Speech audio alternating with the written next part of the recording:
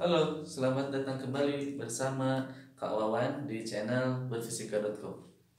Oke, dalam kesempatan kali ini kakak ingin berbagi eh, sebuah konsep yang sangat dibutuhkan, sangat penting sekali memahami konsep ini karena tanpa adanya konsep ini mungkin fisika tidak bisa dikerjakan atau fisika nothing gitu ya. Fisika ya sebuah dunia fisika doang gitu. Nah, sebenarnya konsep ini apa? Konsep ini merupakan besaran namanya. Kakak tulis ya, besaran. Oke. Besaran. Oke. Besaran. Oke. Oke, besaran ya. Nah, kenapa besaran ini diletakkan di pertama banget di awal-awal sebuah materi fisika, misalnya kalau di kelas 1 itu awal-awal gitu ya, di kelas 1 pengenalan banget pas pertama kali buku di bab pertama pasti tentang besaran gitu ya. Nah, sebenarnya besaran itu makhluk apa sih? Oke, gini. Kakak kasih ilustrasi begini. Fisika yang kemarin sempat kakak jelasin yang intinya itu ada 6 dunia ya, ada 6 cabang fisika. Masih ingat gak apa? Oke, kakak coba sedikit ulas ya. Yang pertama kemarin apa? Mekanika klasik. Oke, yang kedua babnya atau cabang ilmunya apa? Relativitas. Kemudian apalagi tentang eh, elektromagnetisme. Tiga ya. Oke, kemudian selanjutnya yang keempat apa? Misalkan tentang optik. Oke. Yang kelima apa? Termodinamika. Oke. 6 sisanya nih. Yang terakhir apa? Yang tadi pertama mekanika klasik, berarti ujungnya lawannya, berarti mekanika kuantum. Oke. Nah, itu. Jadi untuk menjelajahi dunia fisika yang sangat mengagumkan 6 dunia ini gitu ya. Nah, kakak akan ilustrasinya begini. Dunia fisika itu misalkan sebuah lautan. Oke, sebuah lautan yang sangat indah gitu. Fisikanya, dunia fisika. Nah, enam eh, 6 cabang yang tadi itu misalkan di lautannya terdapat 6 kedalaman gitu, 6 tipe-tipe kedalaman gitu ya. Ada kedalaman dangkal, kedalaman yang agak dalam, dalam, sangat dalam, dan terakhir jauh sangat dalam sekali. Oke. Nah, konsep besaran ini adalah eh, suatu apa ya namanya? Suatu alat, suatu fenomena yang nanti di dunia fisika itu bakal sering ditemukan. Jadi kalau dunia fisika tanpa besaran, yaitu bagaikan laut tanpa apa? Coba yang ada di lautan. Yang pasti di lautan itu ada. Ayo apa? Dan itu selalu dipakai gitu di laut, bukan dipakai. Di lautan itu tidak akan terpisah dari benda itu, dari makhluk itu apa. Oke, kakak jabarkan aja, misalkan besaran itu analoginya dengan ikan. Oke. Jadi kalau ikan di lautan itu pasti menjadi ciri khasnya, atau lautan tanpa ikan ya air air air yang tidak ada apa-apanya, ikan gitu kan. Ikan macam-macam kan, ada ikan, banyak lah ikan ya, banyak spesies dan lain-lainnya. Begitupun besaran, banyak besaran itu. Nanti besaran itu nanti kakak akan bagi-bagi. Oke, mungkin introductionnya atau pengenalannya cukup sampai segitu dulu ya. Oke, besaran. Lanjut ke sini ya. Besaran itu merupakan singkatan. Oke, benar nggak? Ini ternyata setelah diteliti gitu itu eh, apa? Besaran itu terdiri dari 2 kata. Apa aja besaran itu? Terdiri dari kata besar dan apa? Satuan. Oke, jadi besaran itu terdiri dari dua kata ya, digabung gitu. Besar dan satuan. Apa maksudnya besar dan satuan? Artinya besaran itu adalah sesuatu yang mempunyai besar. Besar itu nilai ya, besar punya besarnya, dan satuannya gitu. Oke. Oke. Kakak akan membagi besaran itu terbagi ke dalam 2 secara umumnya. 2 ya. 2 bagian. Oke. Besaran itu terdiri dari 2 ya. Oke. Yang pertama menurut apa coba? Besaran itu dibagi menurut nilainya. Menurut nilainya. Oke. Nah, menurut nilainya besaran itu akan dibagi lagi menjadi berapa? 2 ya.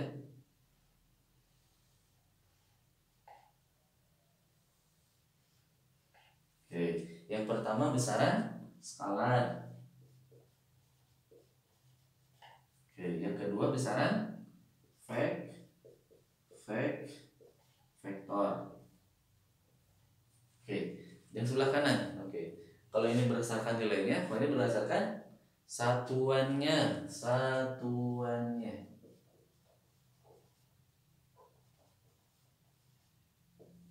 Oke, jadi besaran itu dibagi dengan sesuai ini ya.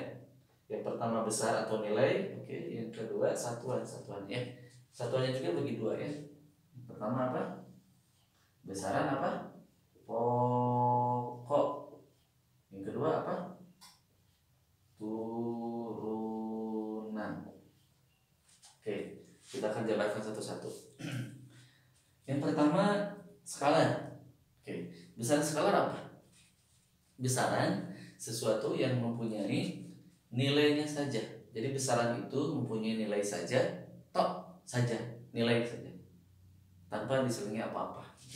Jadi kalau besaran skalar adalah besaran yang mempunyai nilai saja. Besaran yang mempunyai nilai saja. Ya ini vektor. Nah, kalau vektor adalah lawannya dari ini. Berarti besaran yang tidak punya nilai, bukan. Maksudnya hal yang lain. Berarti besaran yang mempunyai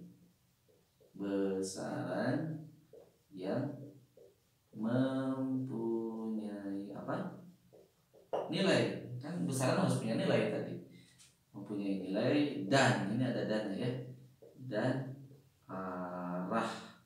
Oke. Jadi selain punya nilai, dia punya arahnya. Misalkan kakak kasih contoh, misalkan kecepatan ya. Kecepatan. Oke. Nah, kecepatan itu misalkan gini, mobil bergerak dengan kecepatan 5 meter per sekon kemana? Nah itu maksudnya. Jadi misalkan melaju ke arah kanan gitu. Nah berarti ke arahnya itu misalkan kecepatannya 5 meter per sekon ke arah kanan. Nah ini, jadi kecepatan inilah disebut besaran vektor. Nah kalau yang besaran skalar itu kan punya nilainya saja. Contohnya apa? Misalkan contoh panjang gitu ya, panjang atau jarak gitu ya. Oke. Nah panjang, misalkan panjangnya berapa? 10 cm. Kan panjangnya 10 cm, tok 10 aja. Jadi tidak ada arahnya kemana, nggak ada. Begitupun jarak, misalkan saya berjalan sejauh 10 meter, udah 10 meter aja, nggak ada arahnya gitu. 10 meter. Oke. Balik lagi ke sini. Oke. Nah, untuk yang satuan besaran itu kebagi 2. Yang pertama pokok, kedua turunan. Nah, pokok itu besaran yang sebenarnya dia berdiri sendiri. Jadi besaran ini berdiri sendiri dan besaran ini akan besaran yang berdiri sendiri kemudian dia bisa menjadi besaran yang lain gitu, digabung dengan besaran yang lain yang akan menyusun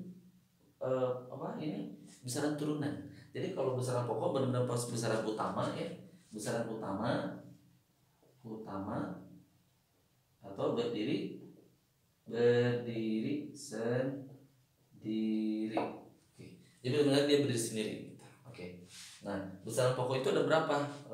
Nanti kita bahas lebih dalamnya. Ini salah satu contohnya aja. Misalkan panjang gitu ya. Jadi ada panjang, misalnya ada masa, ada waktu, misal salah satu contoh. Nah, jadi panjang itu memang berdiri sendiri. Jadi bukan terdiri dari besaran yang lain gitu loh. Jadi benar-benar dia sendiri, berdiri sendiri gitu ya. Masa juga sama, masa ya M gitu, panjangnya misalkan L gitu ya. Kalau ini masa berarti M gitu ya. Kalau waktu misalkan T gitu simbol besarannya. Oke, nah sekarang ke turunan. Kalau besaran turunan adalah besaran yang terdiri dari besaran pokok. Jadi ini tidak berdiri sendiri. Jadi si besarannya ini dia tidak bisa sendirian gitu, nggak bisa. Jadi dia harus disusun dari elemen-elemen besaran pokok gitu. Nah gitu. Contohnya misal besaran turunan itu apa? Kecepatan misalnya. Kecepatan itu apa? V misalnya. V sama dengan jarak dibagi waktu. Oke. Jarak itu kan sama dengan panjang ya. Jadi misalkan L ya. Kakak simbolkan L per T. Nah ini berarti si kecepatan ini terdiri dari L dan T. L itu apa? L ini besaran pokok dibagi dengan T. T besaran pokok waktu. Nah begitulah. Jadi inilah gambaran umum tentang definisi besaran serta pembagian secara definisi umum. Mungkin pemaparan singkat dari garis besar tentang besaran kakak cukupkan sekian. Mudah-mudahan apa yang kakak sampaikan bermanfaat. Jika adik-adik ingin terus menonton channel ini, jangan lupa subscribe dan like atau share, komen dan lain-lain. Kemudian nanti tetap antusias, tetap semangat untuk terus menggali tentang hal-hal yang bersifat dunia fisika. Oke, nanti penjelasan yang lebih detailnya kakak akan jelaskan lebih rinci di pertemuan selanjutnya. Oke, sekian dulu. Terima kasih atas perhatiannya. Sampai jumpa di lain kesempatan.